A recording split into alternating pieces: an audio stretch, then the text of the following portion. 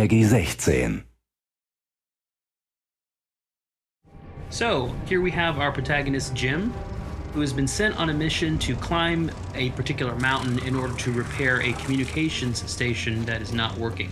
In order to reach the top of that mountain, he's going to have to go through an acrid nest, and that will allow us to showcase one of our new acrid types. Now you can see it here bursting through the spawner. This is a fire wasp, which is one of our flying acrid types. And that means that it will not only buzz around you and try to attack you at close range, it also has a long-range attack. Jim is going into cover here in order to protect against some of those long-range attacks and defeat the fire wasps here. Now he's throwing a grenade at the spawner, and we'll follow that up with some gunfire here in order to take it out, and that will allow him to move into the next area.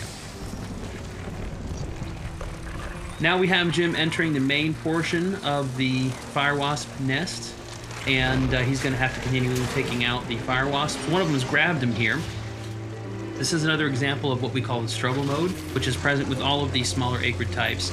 And what we really wanted to do here was present something that was not a typical QTE. You will have to bash buttons a little bit, but afterwards, as you can see here, you're actually going to have to aim that reticle, and when it turns red, Jim will attack, and that will help you finish off the enemy. Now we've jumped a section here to the top of the mountain, and Jim is going to get to the bottom of why this satellite dish has stopped functioning.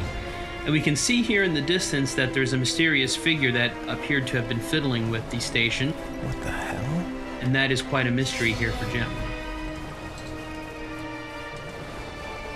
Now he's going to go here and repair, and while he does that, he's going to radio his boss and try to figure out what exactly was going on here. Cronus Actual, this is Peyton. Listen, I don't know how else to say this, but I think we might have a saboteur on the base. Saboteur? Jim, no offense.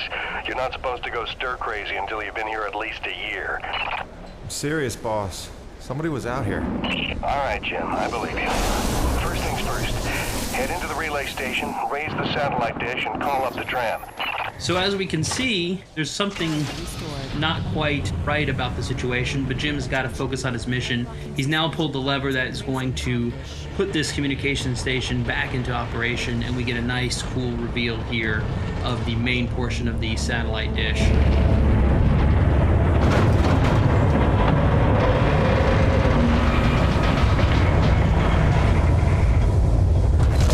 Comm dish locked and ready for transmission.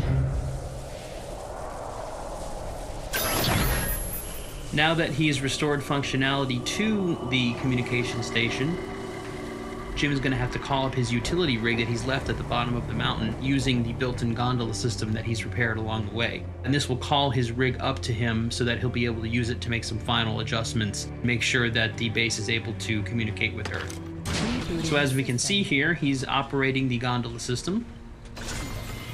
And that will call the utility rig back up from the mountain, and all he has to do is wait for it to arrive to complete his mission. Cronus Actual, you copy? I've got the satellite dish working, just waiting for the rig to come up. However, looks like someone's not too happy having visitors here at the top of the mountain. This is another one of our new acrid types that we're showing off here in the video. And this is the spitter, which is a Cat L, large size acrid. As you can see, it's sort of scorpion-like. And this is actually going to be one of the larger acrid types in the game. Not the biggest by far, but certainly one of the larger types. And it's going to be quite difficult for Jim to defeat on foot. It's basically a boss encounter. As you can see, you have to roll, you have to dodge in order to avoid its attacks from its tail. It also spits venom at Jim as well.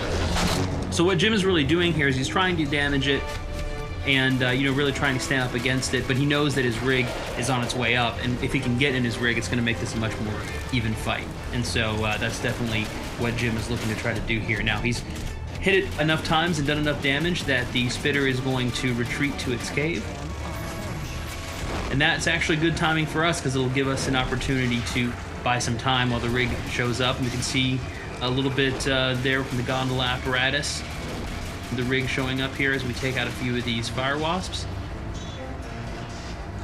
And sure enough, here is the rig that is shown up at the top of the mountain. And now all Jim has to do is get in it, and we're going to try to finish off the spitter that we saw a few minutes ago. Once again, when we jump into the rig in Lost Planet 3, we're back in first person. It's very important for us to sell the perspective and the scale of the rig. It is the largest vehicle we've ever had in the series. And here, Jim is going to use one of the upgrades that you get over the course of the game, which is called the winch. You start with the claw arm on the left side of the rig, and the winch allows you to basically shoot that out. And it will kill smaller enemies with a single hit, as we can see with the fire wasps. And then you can also use it to lash onto larger enemies and draw them in. Now, we can see that the spitter has shown back up. Looks like it's rested a little bit and wants to get back in the fight. So now we're going to give it something its own size to take on. We can bash using the drill arm, which will help, and then grab on with the winch, as we mentioned earlier, and then we can pull in using the winch, and that will allow us to grab the tail, lift it up, and attack with the drill.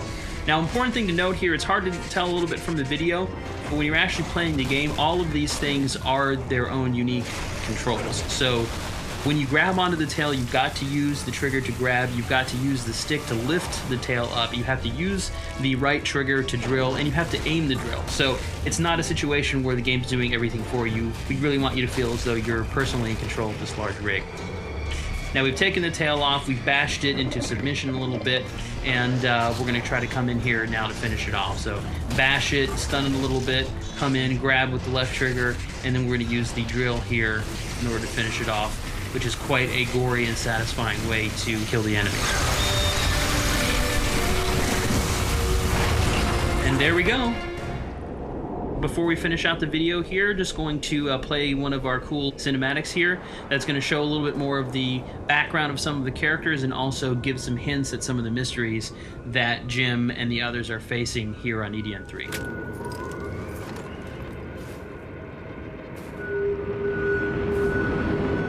Dr. Roman? Drop your weapon. Whoa, easy now, Doc. Who are you? Where'd you come from?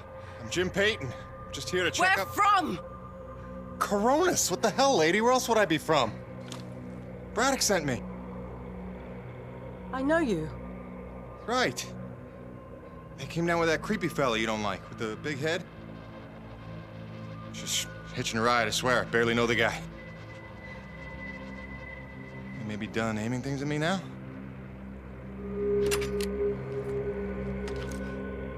Braddock sent you? I want to make sure you're okay. See if you needed any help. Touching concern after all these months. To what do I owe such an excess of caution? I might ask the same, Shotgun Sally. You've seen it then, haven't you? It? Someone in the distance. Watching. Hard to know what I saw. They say folks start to crack up. Out here in the white too long? Perhaps. Do you feel cracked? Can't say as I do. Then there's something the old man's not telling us. You realize that? Trying not to. I know how it is. You didn't come here to ask questions. But believe me, James, this place has secrets. Keep your eyes open, or they'll sneak up on you when you least expect it. It's all good and ominous, Doc. I'm just here to do a job. That's convenient. I've got one for you.